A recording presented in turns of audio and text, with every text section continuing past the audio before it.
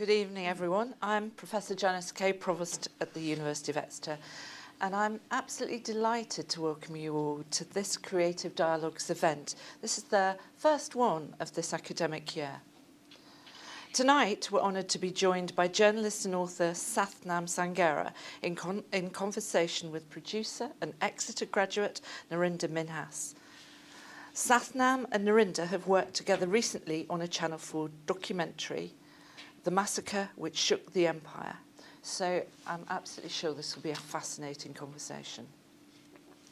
Sathnam has had a prize-winning career both as a journalist and author.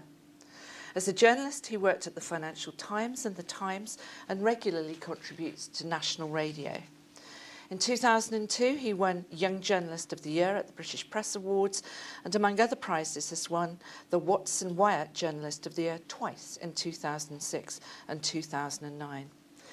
He is, of course, known for his influential books. Sathnam's first book, The Boy with the Top Knot, a memoir of love, Secrets and Lies, was shortlisted for the Costa Biography Award, the 2009 PEN Ackley Prize, and named 2009 Mind Book of the Year.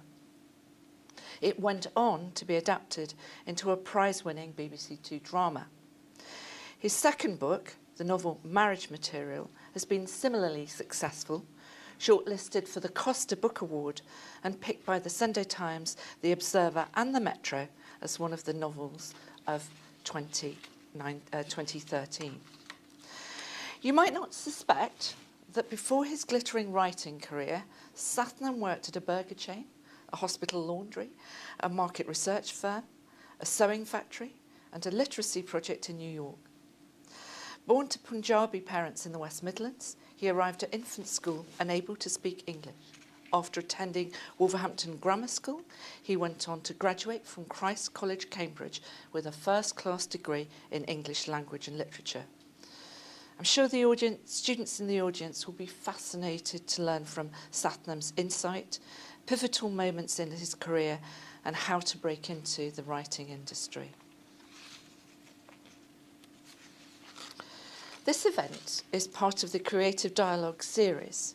The series brings high-profile people from the creative arts and media to Exeter to inspire our student, staff and alumni and to share these experiences with the wider Exeter community and the South West. Developed by film producer and honorary professor Don Boyd and professor of film Will Higby, the series started in 2018, and we've since had discussions with documentary makers, journalists and authors. Tonight, of course, we combine all three. The Creative Dialogue series builds on Exeter's proud history of arts and culture, which is recognised globally. We're extremely proud to host the Bill Douglas Cinema Museum and the Northcote Theatre on our campus and to partner with the London Film School. Our English department is in the world's top 50 and we're leaders in the areas of film, drama, creativity and creative writing. We're privileged that leading the conversation tonight is Narinder Minhas. Narinder is an award-winning producer and creative leader. Following graduation from Exeter, he started his career at the BBC and rose through the ranks on Panorama to become deputy editor of the Money programme. He's been a commissioning editor at Channel 4 and also worked for some of the best independent channels. He's gone on to co-found the production company Sugar Films, where he's the creative director and continues to produce an eclectic range of shows. Many of his programmes have won or been nominated for industry awards. Narinder and Sathnam have recently worked together on the documentary The Massacre Which Shook the Empire. The programme screened earlier this year on Channel 4, and I know some of you have watched it again recently ahead of this evening's discussion. The programme explored the history, politics and collective memory of empire through the Jallianwala Bagh massacre of 1990, also known as the Amritsar massacre, where a British general ordered troops to shoot down a crowd of men, women, children and infants who were peacefully gathered in a park in Amritsar, India. A thought-provoking, important piece of work which was shortlisted in this year's Asian Media Awards. Sathnam has agreed to discuss this recent project with us this evening, and also his experiences in journalism and as an author. Thank you, Sathnam and Narinder, for giving your time to be with us. I'm sure there will be plenty of questions from the audience, and there will be an opportunity to ask these as the evening unfolds. So I won't keep you waiting any longer. Sathnam and Narinder, it's over to you.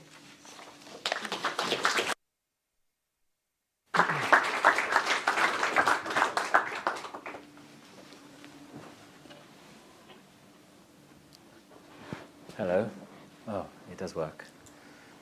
Are you not going to put your mic on? Do I need to put it on? Can you guys hear me? That's what they said. Oh. Okay. That's what the man said. I'll do what the man says. So I'm Narinder, just in case you're confused, and there's Sathnam over there. Yeah, we look like a before and after. Yeah. Just a slightly aging version. Thank you, Janice. Thank you for that introduction.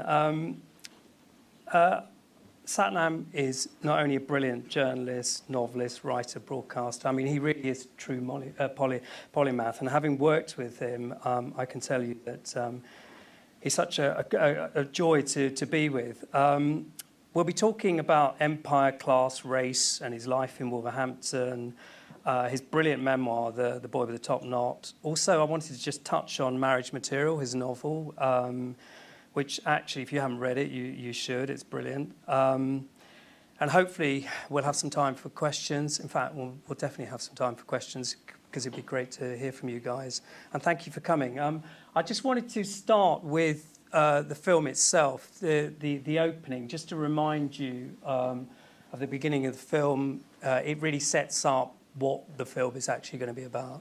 Am I going to have to watch my own face? I'm afraid so. Just look elsewhere.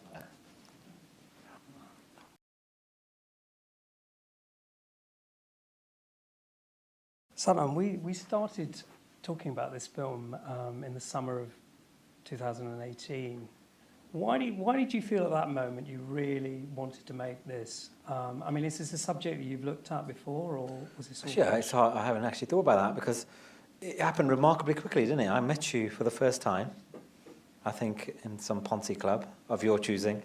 And we got commissioned within like a month. We did, which is very, very rare, actually, in Yeah. television. I mean, normally these projects take... years. Well, my years first and book, years. 10 years to make. Yeah, and that's not untypical for a dramatic adaptation. But I've been thinking, I was taught nothing about empire at school, nothing at all. It seems to me that the modern generation of students, you guys, know more about empire than my generation did. I mean, I went through my entire university education without... I think there's one brown author, Salman Rushdie, that was it. And so empire wasn't on my educational radar. And I suddenly became interested in it. I can't remember why. And I started reading a lot about it. And I think that's when I met you. And the anniversary was coming up. And so it was the perfect excuse to make this film.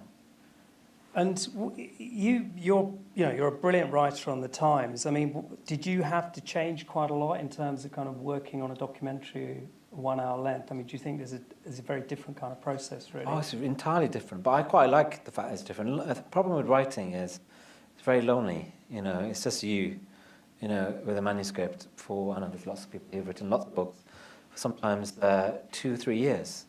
You suddenly go mad. I love journalism because it's a bit more collaborative, but even then, even with my 4,000 word features with the Times, you're dealing with one editor, one photographer, and maybe a sub-editor. That's it. And whereas film, I mean documentaries, you have a team of people, and it's incredibly satisfying. And people are nice to you in TV. Whereas I always say that in newspapers, if anything good happens to you, actually when my life story was on the BBC, the Monday after I came into the office, and by the time I sat down, 3 people had called me a twat. But that's what newspapers are like. Whereas in TV, the first question is always, what would you like for lunch? You know, soup of the day at Pret is mushroom, or would you like the chicken? And it's such a different world. I mean, you guys probably don't even realise it, but it's a completely different world. Much nicer. Much nicer. Yeah, no, we like to think ourselves being much nicer. But when you're writing a column or a feature article in the Times, there's a kind of depth that you can go into in a way that in a TV programme you just can't. I mean, did you feel that you had to compromise quite a lot, actually, shifting from one to the other? That's the difference. I mean, I wrote an article about the same subject. I think it was 3,500 words long. I think I made probably 48 different points in it. In a documentary on exactly the same subject, I think I probably made 10 points, maybe, at most. If you're lucky. 8 points. Yeah. But even out of those 8 points, 2 of them will be the ones that are repeated again and again throughout the show. It's a completely different medium, but definitely worth it, because you can reach so many more people, and then you can have a more sophisticated conversation afterwards with them. And what about sort of tackling history in the way that we did? Did you find that quite an interesting process, really? The making of the programme. Absolutely, and also because there were experts involved, and I've been thinking about Empire for so long, and it was making that documentary that finally gave me the guts to do my next book, which is about British Empire. Probably the British Empire, or anything historical, is it's 500 years of history, right? And if you're not a historian, I'm scared, not only to write about it, I'm scared to read those books. Have you read a book about British Empire? It's usually 2,000 pages long, and it's always written by a white man.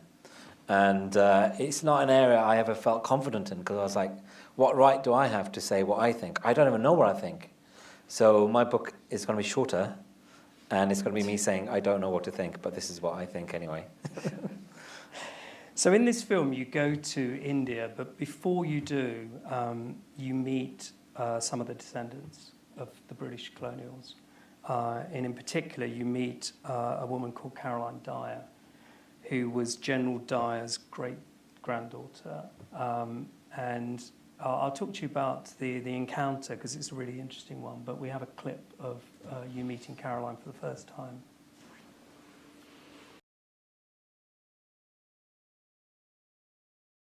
I love the way you offered her your hand and she completely ignored you.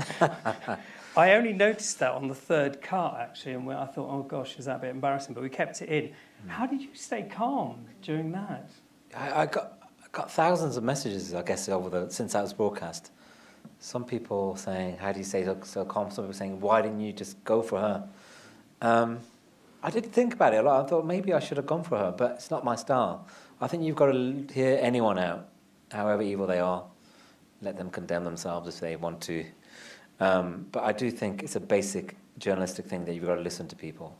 But it's very out of fashion now to listen to people, isn't it? And the thing about Empire, it's part of the culture wars. You choose your side, and the other side is the enemy, and you don't give them any, you don't listen to them. And the universities are a battleground for this. Tear down the statues. I don't think that's the way you do things. I don't think you tear down the statues. I think you talk about the statues. You put them in context. You put different labels on them. Have protests. You do artistic things around the statues. But I don't think you tear them down and you listen to people like that, even though they're completely wrong. Did you have any sympathy for her? I mean, I just before actually that particular clip, you talk about relatives, your own relatives. And that notion of kind of protecting your family in some form or another. I mean, did you have any sympathy for that? One of my uncles murdered another uncle, so every family has something like that. I did have sympathy for her as a human being, and also I felt it important not to demonise the family, and I'm glad I didn't, because I got a letter about a month after the documentary from Richard Dyer, another of our cousins, who turns out to be a doctor in Scotland who was. I looked him up, and he was on the climate change protests, so a very different figure. And he said he'd gone to Amritsar and offered his family's apology, and was mortified by her attitude, which just goes to show you, if you hear people out, sometimes you'll find out families are more complicated than you expected. I think Caroline's reaction and Caroline's interview is interesting, and she's a little defensive, but in the end, she's not going to sort of be tearing walls down, and she's not going to be out there demonstrating and stuff, and she's not dangerous in any way. But in the next clip, you meet the Becketts, who I think have a certain edge about them, and maybe are a little bit more typical in some ways. of the colonials, the descendants of colonials, and it's worth seeing this clip actually.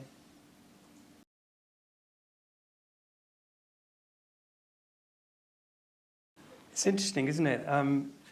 With Caroline, I agree. I think the strategy was absolutely right. You kind of let her hang herself, and you keep your distance.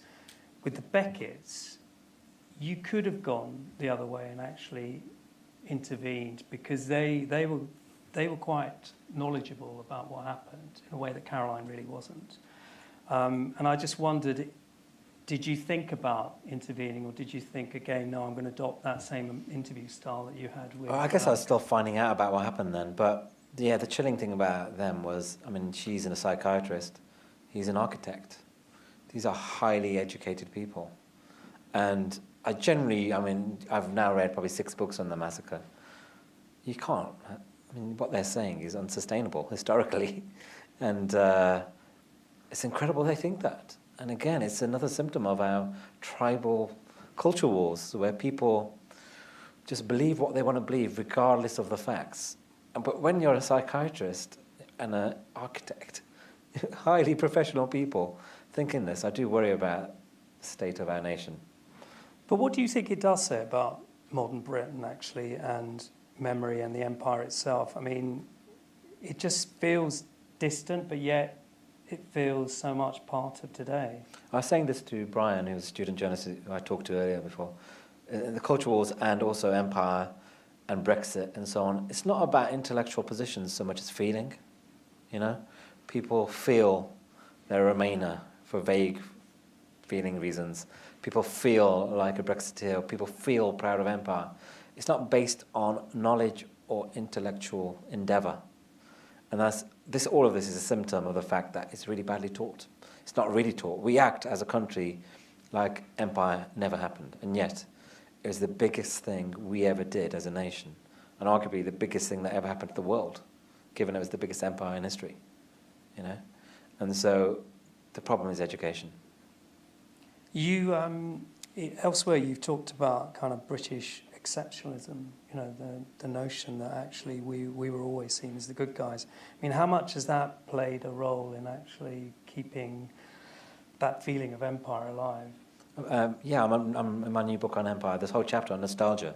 There's so many things and ways in which we're nostalgic about empire. I mean, in London, there's the East India Company shop, where you can go and buy East India Company chocolates, and they were literally an organisation that murdered people for money, and arguably millions of people died in famines under their tenure, and we go and buy some chocolates, and that's because people have vague positive feelings about empire.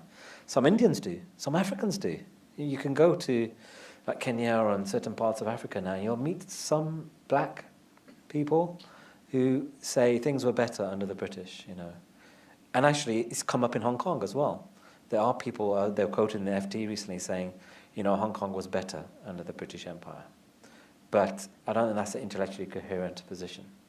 And our culture is infused with empire nostalgia and this idea that we're different. And it ties in with this way we always talk about World War II. Because, you know, we are the only country who won 2 world wars and we defeated the evil Nazis.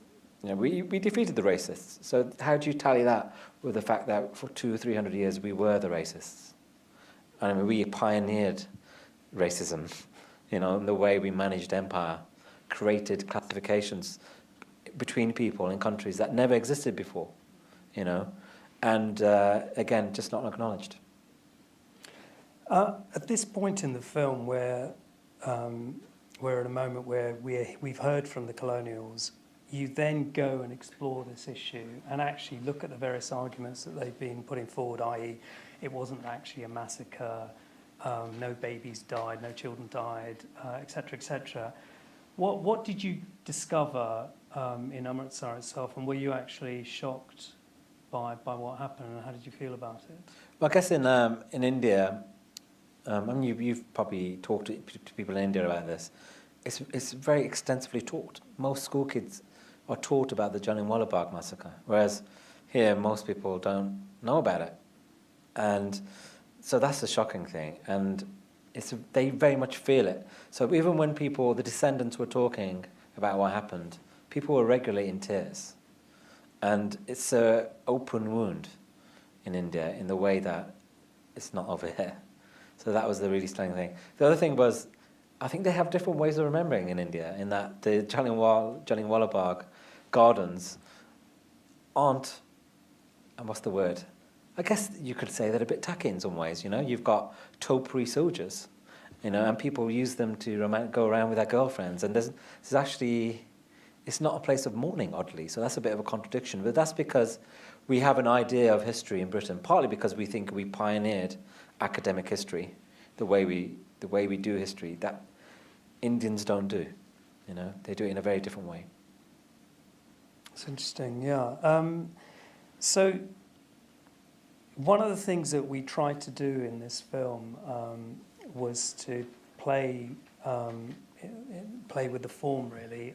We're trying to make a history doc where it wasn't loads of archive and loads of interviews. I mean, in a sense, it was shot as a journey with you trying to ask and answer a series of questions. We asked you to do some video diaries in the film, just to sort of break the film up, but also to make it very, very personal, much, much more intimate. And here's a video diary, and I think Sathnam does really well. I can't tell you how hard these are to do, actually, but here's one of the diaries. I hate watching them, but I might, look at my phone. You will. 3 minutes.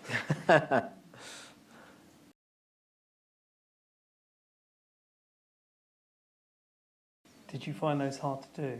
Yeah, it's weird, isn't it? Yeah, I hated them. But it's odd. I mean, as a writer, you know, you're not exposed in that way, are you? And I guess one of the hardest things about this is that you do something like that, you get an intense reaction on Twitter, and probably 50% is about what your face looks like.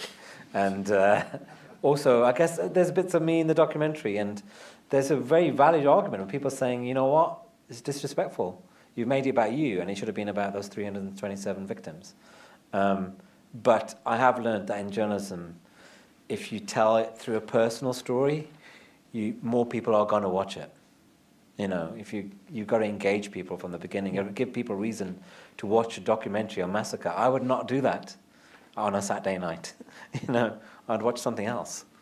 It's very hard to make history films without some kind of modern resonance. It's very hard to make them without having the present, if you like. So it's shot as a journey. And actually, it's really, really hard to make them not as first-person narratives. I mean, it's almost impossible. And the problem is there are loads of documentaries on Empire, all presented by Jamie Paxman and Michael Portillo, coming off a train, saying, look at these lovely trains we gave to the Indians. You know, and not only, there's not just like one, there's thousands of these. You know, and Trevor McDonald did one recently. You know, it's endless nostalgia. And so you're fighting up against that. And after this, I pitched something to a TV station saying, hey, I want to make a program about Indian railways, you know, telling the true story of why they built the railways. They built the railways to enrich Britain, for real profit, to transport British goods, not anywhere the Indians needed to go. And you probably stop the Indians developing railways themselves. And they were like, great idea. People love watching Indian railways on TV. But they don't want to watch it being slagged off. Right, because they watch it for nostalgia. They want to feel nice on a Sunday night. You know, they want Michael Portillo to talk bullshit. You know, I think he actually hates trains, by the way. No one can love trains that much. Seriously, what do we do about this? I mean, is an apology enough? Do we change? How do we change the way history's taught?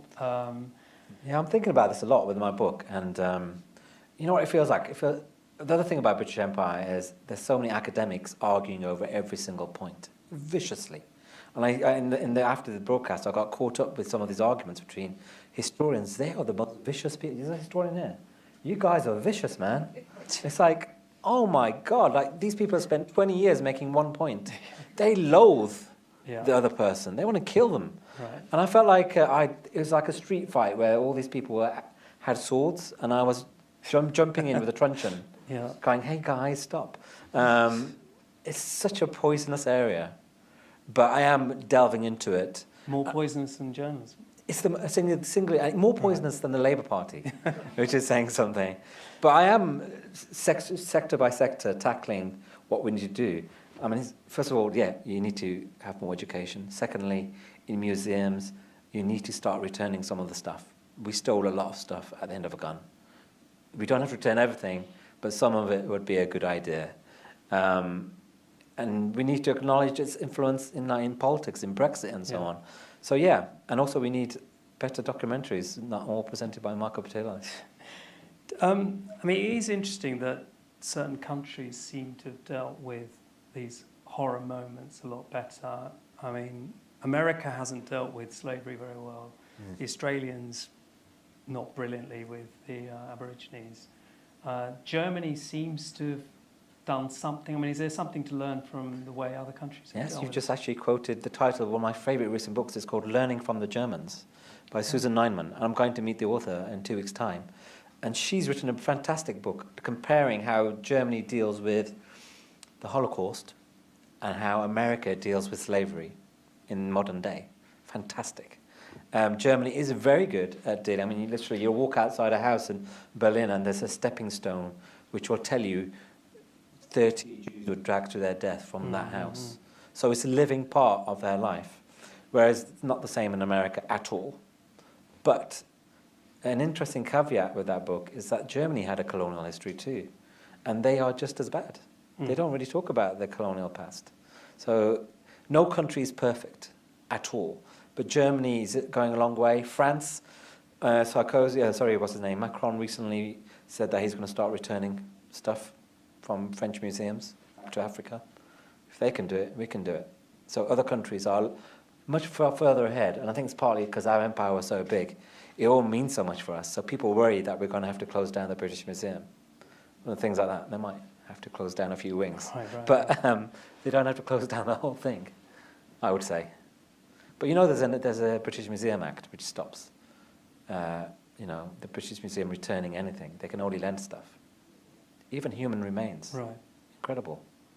So do you think universities should return stuff? I mean, Glasgow, or not necessarily return stuff, but actually do an audit, which is what Glasgow did. Yeah. I think the university are actually at the front line of this with the Roads Must Fall campaign. I think students are much more proactive than we ever were, and Cambridge are doing things. But actually, arguably, universities weren't the institutions that benefit the most from the East India Company and slavery. The institutions I would like to see talk about doing stuff or reparations or whatever, the royal family, for one, the National Trust, the number of properties that were built with slave money and East India Company money is incredible. And you go on these tours, and it's not even mentioned. It's not even mentioned that this house was built by Clive of India, who stole however billions equivalent of. So there are many other institutions who have a much further way to go than universities. I think the universities are actually very proactive, partly because of the very strident student voice on this issue. Just moving on from the film itself to obviously some of your other great work that you've been doing. The Boy with the Top Knot, I don't know how many of you guys have read it or looked at it, but it's an incredible book, brilliant memoir, and it certainly resonated with me. I just wonder with that, it must have been an incredibly painful and quite a hard book to write, actually. And there's one moment, you guys are aware that it was turned into a film. And there's one scene. I just wonder if we could jump to the clip, actually. This is it's a clip from the film portraying a moment when you ask your aunt and uncle about your father's illness. It's on the first clip also. It's clip 2.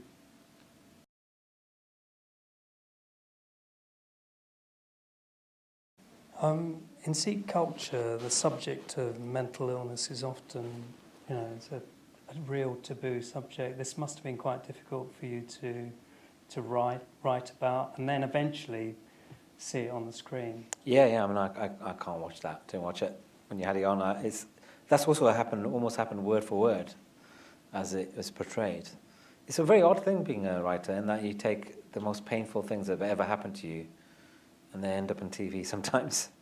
And you almost have to then forget you've shared them. So you have this odd thing where you meet people who've read the book who actually know about your life better than you do because you've forgotten.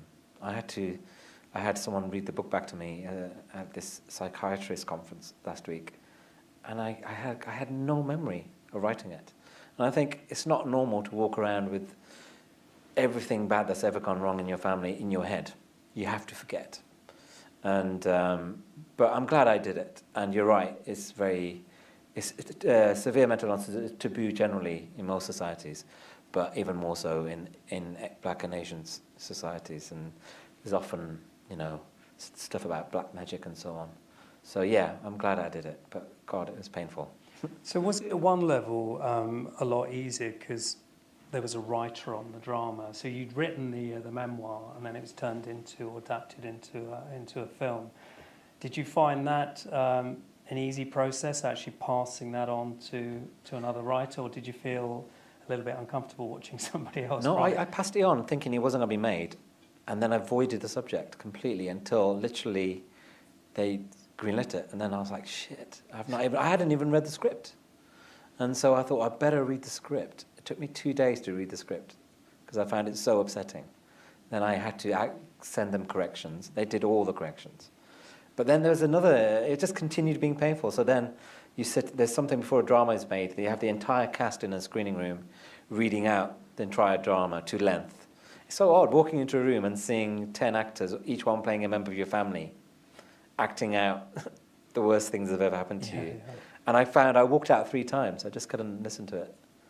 And then there's a screening with my family. That was painful, sitting next to my mother watching that scene. Yeah. It's like, fuck, it's never going to end. And but the great thing about TV is it does end, apart from occasionally things like this. Yeah. It comes on air and people kind of move on, hopefully. And you don't have to keep... With film, I think it stays in your life constantly. Did you feel uncomfortable and was it difficult actually in the end doing it and then knowing that you were going to show it to your family, and particularly your mother? Yeah, I did it. I wrote the book with their permission. I actually bailed on it. It was optioned by someone, and my sister got very sick. It was ended in hospital, and I bailed on the whole project. So it was only after she got better, and we happened to get the BBC, we were suddenly interested again, that it got made. I had to do it with their permission. And actually, my sister loved it and has watched it 8 times, because if you have schizophrenia in this society, you're kind of ignored. People cross the road to avoid you because you have quite disturbing symptoms. If someone makes a film about your life, if someone writes a book and includes your words at great length, you exist. I mean, she loves it much more than me. I find it agonizing. But she really feels validated. Right. And her doctors and my father's doctors treat them like stars, because they've been in a book. So Sathnam, two of your family suffer from schizophrenia. You grew up in a very working class home in an unfashionable part of the world. How did you get out of there to achieve what you've done? Actually, what do you think drove you? Because that is a massive change in terms of class, from down here to go up here and actually enter particularly the sort of media world. How did you do it? What was firing you up? Yeah, and that's a good question, man, because I had such energy. My focus was on getting out from a very young age. I just wanted to excel at absolutely everything I did. And I look back and I just think I don't understand, because now I know the odds. Now I'm a journalist, I know the odds of being a working class person with a father who went to prison. Chances are you're going to go to jail. I think there's a 75% chance you're going to go to jail. And most of my people at school with, quite a few of the boys are in jail, I'm friends with a local copper who texts me every time she arrests one particular classmate. He's been arrested 6 times in the last 6 years. And I made it, and I thought when I made it that actually it was possible for anyone, because when you do it, you think, hey, it must be possible. But I now realise I'm the exception that proves the rule. I've met almost no one in the media world with a similar story since. And it drives me mad because social mobility in this country is dead. You know, if you're born in a certain class in this country, you stay in that class. And there's no sign of anyone trying to change it. I mean, the Social Mobility Commission has just resigned en masse in disgust because this government's doing nothing. The Labour Party have just abandoned social mobility as an aim because they think equality is more important. So where do you stand on grammar schools then? Because you went to a grammar school, and actually one of the things that allowed kids, working class kids, to escape was via grammar schools. I mean, would you like to see them flourish, or do you think they should be abolished? Well, I'm the person everyone hates in that I am someone who went to grammar school and now thinks they're a terrible idea, because that's the fact. Because basically what you need to do is raise the standard of all education. You can't just give pots of money to people who happen to pass the test at the age of 11. I could have quite easily not have got through that 11 plus. It's just one teacher picked me and forced me to do that. We couldn't even afford an entrance fee, you know? And it was you can't change a society like that. That's a lottery. That's not social mobility. And all the proof, all the evidence suggests that the middle classes game grammar schools to get their kids into them, to get them into the best universities. The poor people of the background I come from still have no chance with grammar schools. And so the way to change things is to make all education better. But I read this book called Respectable. By Lindsay Hanley, I know. Yeah. Yeah. And I thought it was really interesting. Again, she came from a working class background, and she ends up in the media as well, is it? And she gave me the best review of my life, which ended with the line, "I just want to be friends with Sathnam." And now we're friends. Right. I emailed her and said we can be friends. But what she talks about is that actually the process of going from a working class background to a middle class environment a bit of you dies. Yeah, a lot of you dies, man. And I've always found that really, really interesting, and actually how people deal with that quite interesting. Yeah. I mean, do you feel you're still almost experiencing that dislocation? I mean, do you still? Yeah, totally. In the sense, I mean, I failed the audition for my own audiobook because they said you haven't got the right voice, and you know why that is? I've now become so posh, I can't do the black country accent anymore, which is what I had once. And this is what happens, you change, but also at the same time you don't change quite enough. So we never ate with knives and forks at home. I think you're probably the same. And so I now still hold a knife and fork incorrectly. And I was at a very posh dinner about 3 weeks ago, and the guy next to me was looking at the way, and I said, you know what, I know I'm using my knife and fork incorrectly, but actually I like that. It reminds me of where I'm from. And is it going to kill you if I carry on eating like this? You know, it's just etiquette, man. Yeah. But things like that happen all the time. I mean, someone the other day gave me quail's eggs. And I was like, you know what, I don't even know how to eat these. Because you've got to take the shells off and put, you know, it's quite complicated. Things like that keep on happening. But, I mean, and then there's the question of language is the biggest issue. I mean, do you encourage kids to speak differently from how they are? I believe you've got to tell kids they've got to change their accent. They've got to change the way they speak. You can't go for a job at the BBC and say in it. But there's a big school of thought that says you can't tell children to change who they are. I think that's not the way the world works. You have to adapt to your audience if you want to make it. You can always go back to speaking like how you speak with your friends. But I think you've got to be smart and street savvy. And if you're talking to Bill Gates, you talk one way. And if you're talking to Kanye West, you talk another way. Not that I've talked to either of those two people in my life. So what do you say to some of the students here who might be thinking about a career in journalism or filmmaking or whatever? What would you say to them in terms of how you get in? I mean, clearly they should be changing their accent is one. But seriously, what are the things that you'd say are the key ingredients? Because it is a tough place to go. It's tough, but persistence, man. You've got to be willing to do anything.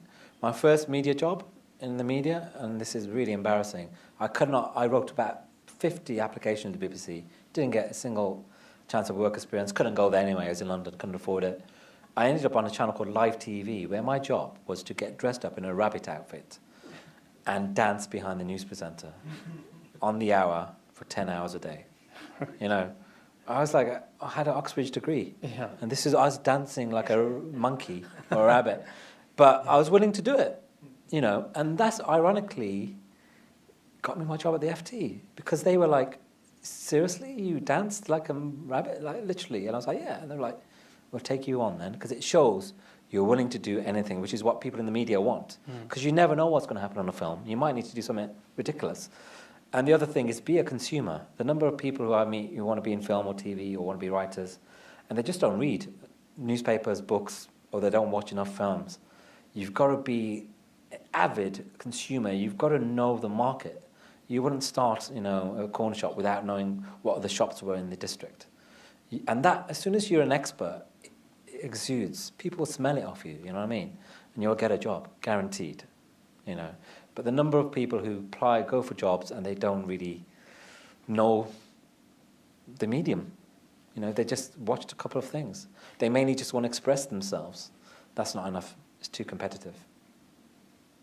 I think this is a good moment to ask for questions, actually. Fire away, guys. Solitary applause. Thanks for coming, by the way. And also, I realised there's a strike going on. And, yeah, I just want to say I support them. I think it's quite good. There's better pensions and all of that, and a secure job. Anyway. Yeah. One. Sorry, Mike, it's less of a question and more just a contribution to the perspective of anti-imperialism that you were discussing earlier. I discovered a really interesting book called The Battle of Bretton Woods. Bretton Woods? Bretton Woods. Oh, yeah. The creation of a New World Order. Chicago University Press. This idea that in the early 1940s up to 1941, the United States actually gave more aid to China and Russia combined than they did to the UK. That US policymakers considered the British Empire to be a different side of the same degenerate European colony coin, and that the creation of the post-war economic order was designed to dismantle the United Kingdom's empire.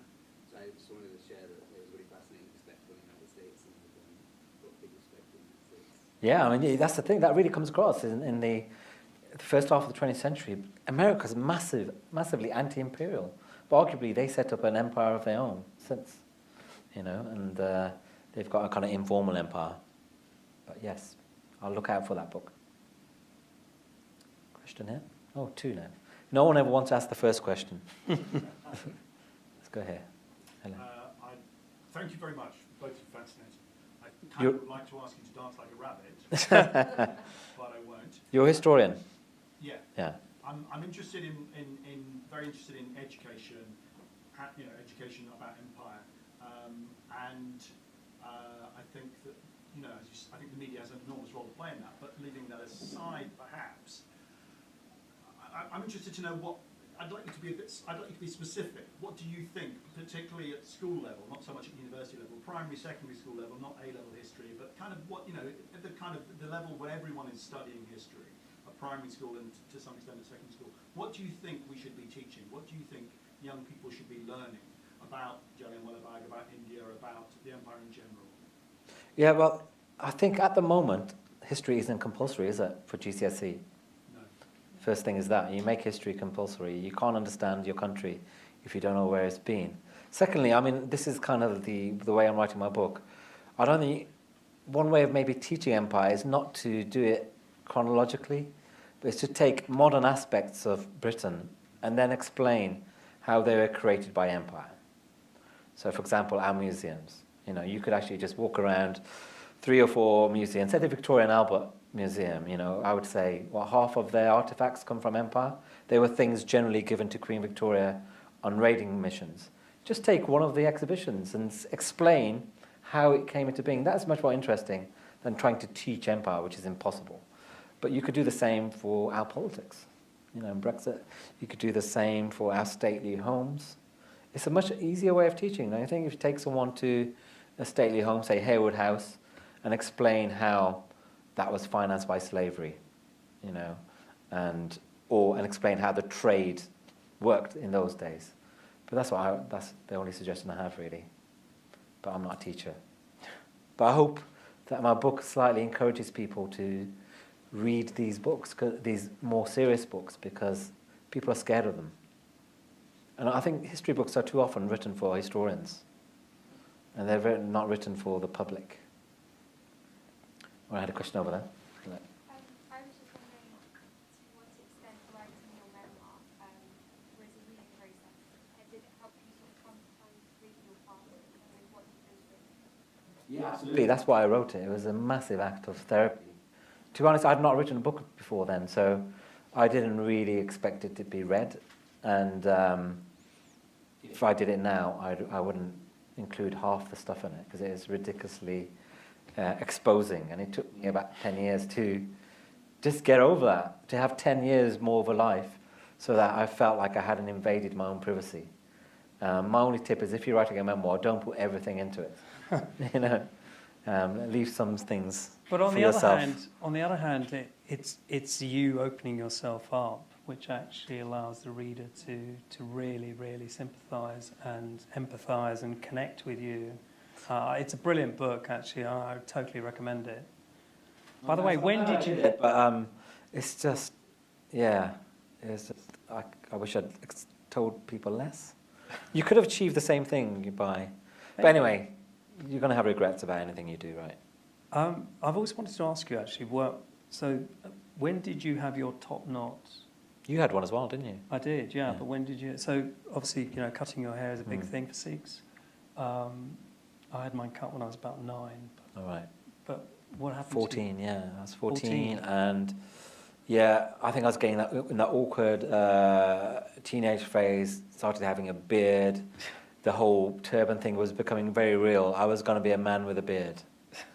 And did I really want to do that? And I was quite religious, but not that religious. And so I cut my hair. I took a picture of George Michael to the barbers and said, "Make me look like that." I literally did that, yeah. Really? And he cut my hair, which was down to my knees. Yeah. I wish I kept the hair. Hello. I've got 2 questions. Okay. So one is, you asked whether the British should apologise. Oh, yeah. And I think, I'm not really sure what... Yeah, I'm pro-apology for the massacre, yeah. Yeah. But I'm not necessarily retribution, or the reparations, because I think that gets silly. I think it's the Inglorious Empire thing. It's like you give £1. What you say matters more than amounts of money. And then my second question was about, you know, I'm working myself a lot on my own colonisation, and I wondered whether you could say a bit more about that, about how you feel you've been colonised, you know, how your mind has been. Because I mean, it's interesting that you said, for example, to be a journalist, you might have to do anything. And I get that around being willing in order to go forward. But within, in terms of the conversation around class and transitioning class, you know, I personally feel like I have that loss is, and for me to have to lose myself is a form of me having been colonised. Yeah. Because I can't be who I am. I think that's a really good point, yeah. Yeah, it's not something I'd ever thought about, and I think, again, this newer generation are much better at talking about colonisation. I'm older than you. It's something that only hit me before I made the film. I was reading about what the Times has done during Empire. The Times had a pretty good massacre, in that they were very much thought Dyer was scum and called for him to be, you know, removed from his position. But they had a bad mutiny, you know, the Indian mutiny, 1857. Oh my God, some of the stuff that the Times said, they were like, just murder those Indians, they are subhuman. And that's when I was like, oh my God, this is my newspaper. And that was the moment I started thinking about my education. It's like Cambridge University, you know, and how all the books, it was like I was reading the English canon. There was nothing about colonization and empire until Salman Rushdie.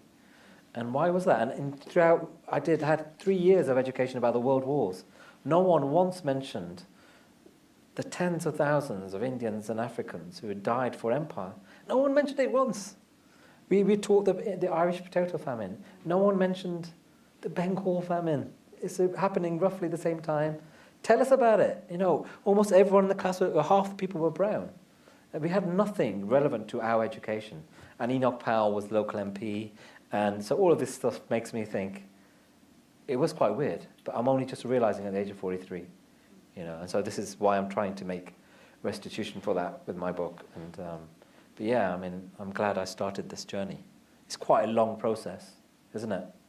It is, yeah. Yeah. And I just wondered, like in your interviews, obviously as a journalist, you're trained to try and be neutral, but I do wonder whether some aspect of that is in there too, with both the Becketts and the great granddaughter, where you weren't. It felt like for me, I was sitting on my sofa watching. Why isn't he saying? Why isn't he saying? But you know, that was just me being passionate. But I was wondering. Yeah, I guess I'm actually not that neutral in my writing. I mean, I'm a columnist. And you've got to bear in mind, I did write a very angry piece, which was published in the Times. And I think you can change things in different ways. TV, you don't have much space. That's the other thing you've got to remember. No. There's not much space. Also, it's You know? it's very linear, a TV programme. So to get to a detailed debate with Caroline or the Becketts so high up in the film would destroy really the process. Also, there's legal reasons.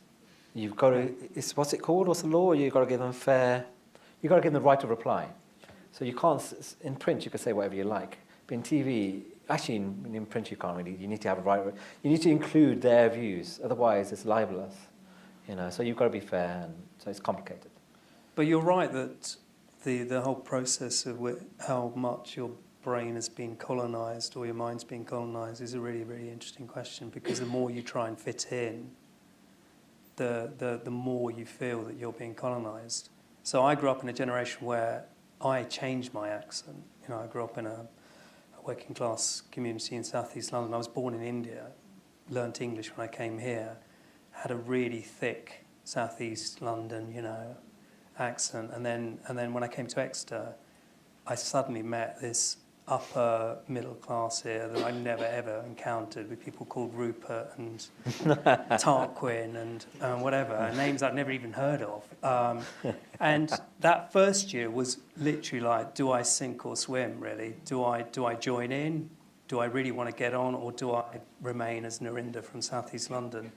So, but through that process, I mean, I think about this a lot, and that's why that book, actually, if you haven't read it, Respect, was quite interesting on this dislocation in class, because I think you do lose something.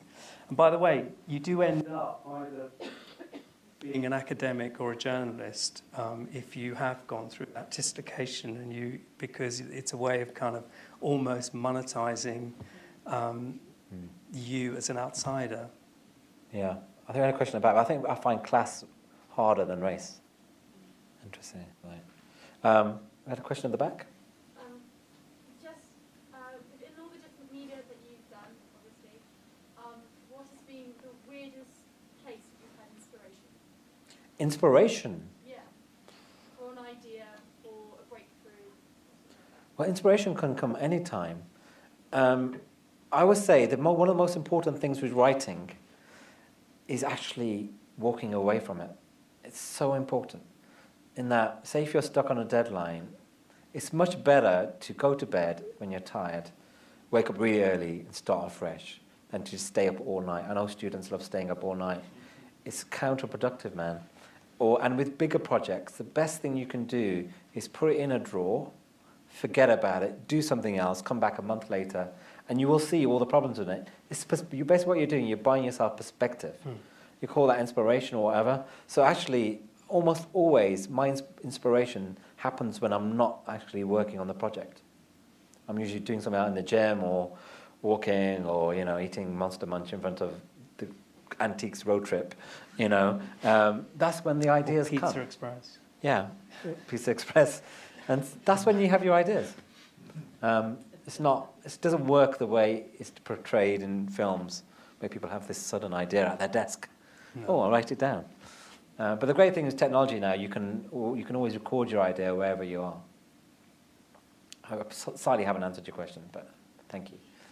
So another question in the back. Hi, I study psychology, so I found it really interesting that you said there's like such a taboo in the Sikh community about mental health. Why do you think that is?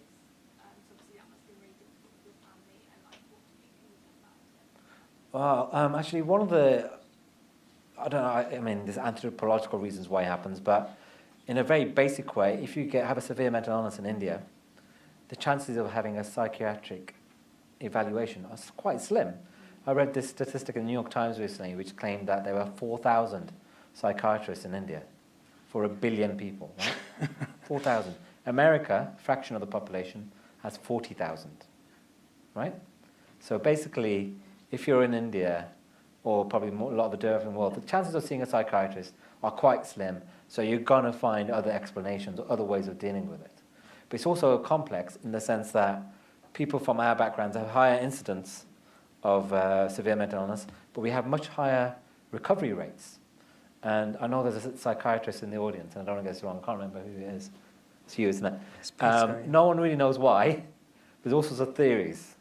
And one of the theories is about expressed emotion, right? Yeah, high and low. Yeah, I'm probably paraphrasing this wrong, but the idea being that if you're of an ethnic family, things are pretty crazy anyway. So, a mentally ill person can be absorbed and they're not made to feel weird.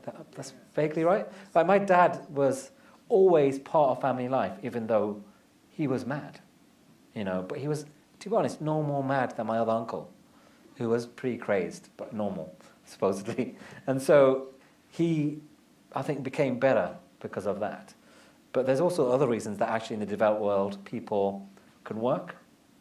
So that makes them better, even if they have a severe mental illness. But it's complicated. Also, your chances of getting married are significantly reduced if people hear that there's mental illness in a family, and I think that's a really big factor, particularly in rural areas, and also pockets of Sikh culture here. I think we had a question here. I'm interested in, you talk about empire, and for me that's kind of the British perspective looking out the way, and when you're in a colony, you're sort of, it's that colonial perspective and being colonised. Are you from? I'm from New Zealand. New Zealand. I'm going to New Zealand for my book, and they're quite good with their past, I heard. You have Waitangi Day? Waitangi, Yeah. It's got a long way to go. Yeah. I wouldn't, Okay. It's better than Britain anyway. Yeah. But there is, when you're sort of looking at being sort of the colonizer or the colonized, and I was just sort of curious about whether it was a deliberate choice about you're reflecting back so that Britain's understanding itself better, or because the perspective you're taking seems to be sort of stepping out of the narrative and looking back in. That's interesting, because I guess we do this naturally. When I use the word we, I use it in the documentary, I use it naturally, and I mean the British, because I see myself as British. And people kept on remarking on that. I was like, of course I am. But it's interesting that people who are now third generation immigrants say we, and they mean the colonized. They mean India. Mm-hmm. So people are kind of... So it's a complicated question, isn't it?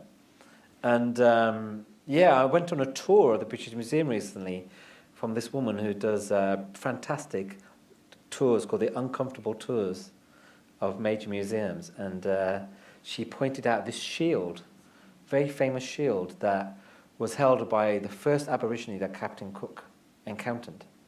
And it just says, retrieved by Captain Cook on Botany Bay, whatever. And she tore it apart. She was like, retrieved. Firstly, he probably shot him, because that's what Captain Cook did. Secondly, it wasn't called Botany Bay then. You should use the words that were used then to describe it. It was an Aboriginal word. And thirdly, it's disgusting to be displaying this. Fourthly, give it back to them. They want it back. So you can dissemble these things. And as I'm learning with Empire, there's not only two perspectives, there's often 10 different perspectives in every single story, with everyone wanting to kill each other. Right, are we done? I think there's one question there. Brian? Yeah, this is a question for both of you. In terms of the Empire narrative, do you see the media report for good, or do you see it as complicit? I think it's totally complicit. And you just cannot... It is hard enough to get that made. You try to get anything else made which has a counter narrative. We've got David Osiologo doing great stuff, but apart from that, we've had decades of white men standing in parts of Empire talking about how British gave people various things. Yeah, I agree with that. I think it's really, really hard to get these subjects off the ground. I mean, I have to fess up that not only was the producer a Sikh and the presenter a Sikh, but the commissioning editor at Channel 4 was a Sikh. And that's partly why it got made, actually. And there was one point, there were 3 Sikhs in the Channel 4 building, and there's probably the most Sikhs that there have ever been in the Channel 4 building. If a bomb had fallen... Yeah, I mean, that would have been the end. The diversity numbers would have been terrible that year. Yeah, exactly.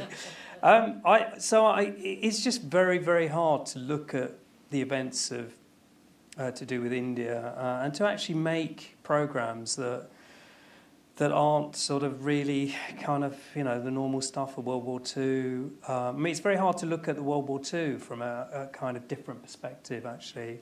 I mean, it's only recently, I've started to think about the Indian Army's contribution to the World War II. Why wasn't that brought up ever? I mean, it's incredible. Absolutely extraordinary, sorry. He's just done a PhD on soldiers in World War II Indian Army based in Devon. Yeah. Oh, right. So the Indian Army, both Muslim, Sikh and Hindu, I mean, the Muslim contribution to the war was incredible, and yet none of this is kind of taught, really. I think part of the problem with TV is that you've got to look at the audience ages. The average age, even for Channel 4, is in the 60s. Yeah. And what the commissioners will say, our audience don't want to watch that. Yeah. And they're probably right. Yeah. They don't want to watch very negative things about Britain or the Empire. But hopefully this changing. I don't know, actually. Maybe you guys will never watch TV. Yeah. Maybe it'll be Netflix or YouTube that changes things. Hopefully. But the risk is that they just shuffle up and adopt the same values. I don't know. Yeah. Have you got a question over that? Would your programme not have been made on the BBC? I think we would have struggled, actually. No way. Never. Never, because even with Top Knot, we had a long meeting about, do people know what a Top Knot is? The BBC's basically, without being rude about them, they are like the National Trust. It's heritage TV, essentially, but it's heritage for the kind of common denominator, really. Anything sort of out of the ordinary is actually really, really difficult to get off the ground. And it's very, very hard to make subjects that are to do with race or identity. Also, it's a very political organisation. This very interesting thing someone told me. So a Sikh friend of mine told me he was at a Downing Street reception after the week of the documentary, and a very grand Sikh gentleman came up to me and said, "Did you see that documentary? Disgusting. He made it all about himself, not respectful to the victim. Yeah. I am going to write a letter of complaint to the BBC." Yeah. And he was like, "It was on Channel 4, mate." Right. But that's the thing. People like that would have got involved, Yeah. and he never would have got made. Yeah. The moment you're doing anything about ethnic, it gets very political, And Channel 4, you can just do it, can't you? Yeah. I think it's easier, but I still think it's actually quite hard at Channel 4. I mean, a lot of these channels are now converging, and they're really interested in very similar kinds of territories, and the presenters can move from one channel to another. I mean, we're seeing Nita Rani now go over to Channel 5. It's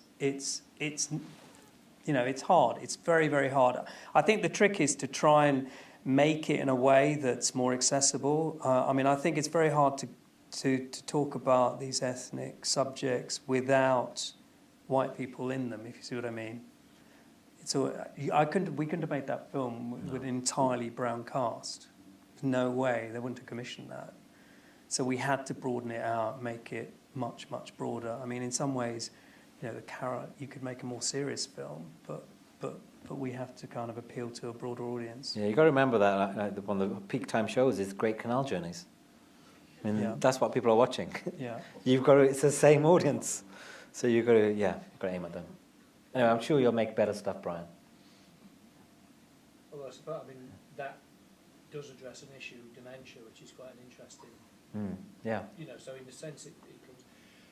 I was just reflecting really on Channel 4, Because when Channel 4 started in the 1980s, and I was watching the programmes that were around history, I mean, and there were some really good, quite challenging things. Darkest How used to be on Channel 4 a lot. Yes. That was his programs. He used to make them, didn't he?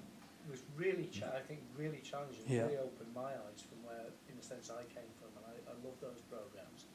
And programme about the history of Wales, which had Gwyneth Williams, great Marxist historian. I mean, it feels like something when things kind of narrowed down since then. Really, there was a very pioneering spirit then, and somehow it, you know. Yeah, I mean, to take this programme, but what you're talking about, the struggle to get it on, you know. It is a struggle. I mean, you will be able to get some stuff through. It just doesn't come through in the numbers that it used to, and the only way Channel 4 can fund some of the more serious and more interesting stuff is by having most of its schedule earning the ratings and therefore earning the advertising, etc.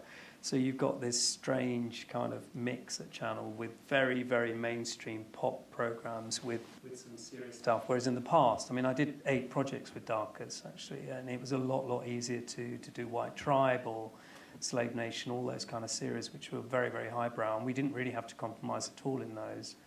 The script was, you know, was challenging, whereas now we have to find ways of appealing to a slightly broad audience.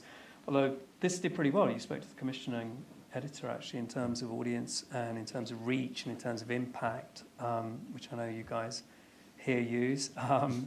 It achieved what we set out to do, which it got talked about and made some noise and stuff. So it is possible. I don't want you guys to go away and think you can't do serious stuff. You can, and you should definitely aim to do it, and you should definitely work on stuff that's good for your soul.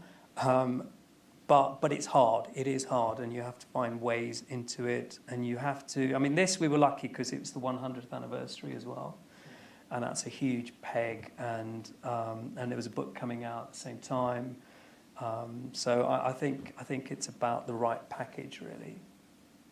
But you're right, the old pioneering spirit of Channel 4 is being replaced by something else. But I think the Netflixes are still will be good places to go, actually. I think we're done for time, aren't we? I can't remember what time we're going to end. Oh, okay. I can ask another question. Final question. Is that all right? If Yeah, anyone else yeah. wants to. Is anybody? Yeah. You talked about history being done differently in Britain to India earlier on.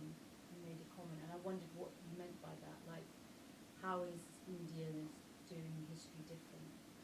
Well, academic history, am I right in this? Pretty much it's something the British pioneered.